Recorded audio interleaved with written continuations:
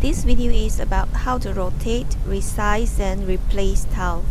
Let's go into Customize Tiling module and drag this tile design to the wall. Okay, left click on the tile and select rotate here to rotate 45 degrees each time.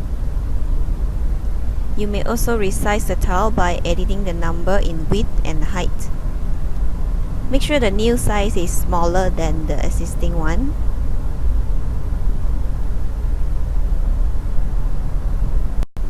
To replace a tile, you can choose to replace all the same tiles or only one selected tile. Let's try same product replace and click the tile image to browse for new tile.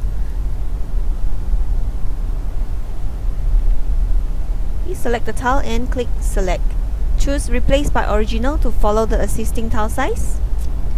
Now let's try single replace. Select a tile and then click the tile image again to replace.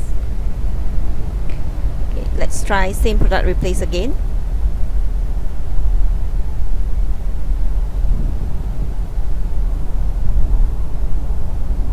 Okay, buy new tile is to follow the new tile size.